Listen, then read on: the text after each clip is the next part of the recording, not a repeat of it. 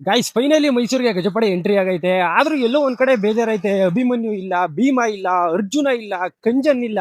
ಇದೆಲ್ಲ ಇನ್ಸ್ಟಾಗ್ರಾಮ್ ಅಲ್ಲಿ ಭೀಮಾ ಭೀಮಾ ಅಂತ ಆನೆಗಳನ್ನ ಕೂಕೊಂಡು ಟ್ರೆಂಡ್ ಆದ್ಮೇಲೆ ಆನೆಗಳನ್ನ ನೋಡ್ತಾ ಇರೋರಿಗೆ ಗೊತ್ತಾಗೋದಿಲ್ಲ ಈ ಫೀಲಿಂಗ್ಸ್. ಚಿಕ್ಕದ್ರಿಂದಾನು ಆನೆಗಳನ್ನ ನೋಡಿ ನಿಜವಾಗ್ಲೂ ಆನೆಗಳ ಮೇಲೆ ಪ್ರೀತಿ ಅಭಿಮಾನ ಇಟ್ಕೊಂಡಿರೋರ್ಗೆ ಮಾತ್ರ ಈ ಫೀಲಿಂಗ್ ಗೊತ್ತಾಗೋದು.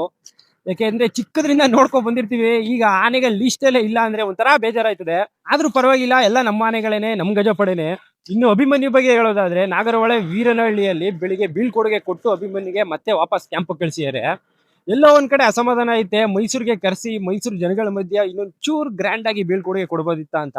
ಯಾಕಂದ್ರೆ ಹಿಂದೆ ಎಲ್ಲ ನೋಡಿರೋ ಹಾಗೆ ನಮ್ ಬಲರಾಮ ಆಗಿರ್ಬೋದು, ಅರ್ಜುನ ಆಗಿರ್ಬೋದು, ಈ ಆನೆಗಳನ್ನ ನಿಶಾನೆ ಆನೆಯಾಗಿ ಬಳಸ್ತಿದ್ರು 60 ವರ್ಷ ಆಗಿದ್ರು.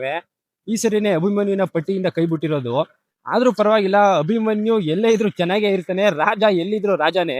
60 ವರ್ಷ ಆಗೈತೆ, ರಿಟೈರ್ಮೆಂಟ್ ಕೊಟ್ಟವ್ರೆ. ಆರಾಮಾಗಿ ಕ್ಯಾಂಪಲ್ಲಿ ರೆಸ್ಟ್ ಮಾಡಿಸಿದ್ರೆ ಸಾಕು. ನಮ್ಮ ಅರ್ಜುನನ್ನ 64 ವರ್ಷ ಆಗಿದ್ರು ಆನೆ ಕಾರ್ಯಾಚರಣೆಗೆ ಕರ್ಕೊಂಡೋಗಿ ಆಗಿದ್ ತರ ಆಗ್ದೇನೆ ಆರಾಮಾಗಿ ಕ್ಯಾಂಪಲ್ಲಿ ಸೇಫ್ ಆಗಿದ್ರೆ ಅಷ್ಟೇ ಸಾಕು. ಕೊನೆಯದಾಗಿ ಮೈಸೂರು ಜನ ಎಲ್ಲ ಮಿಸ್ ಮಾಡ್ಕೋತಾರೆ ಅಭಿಮನ್ಯುನ.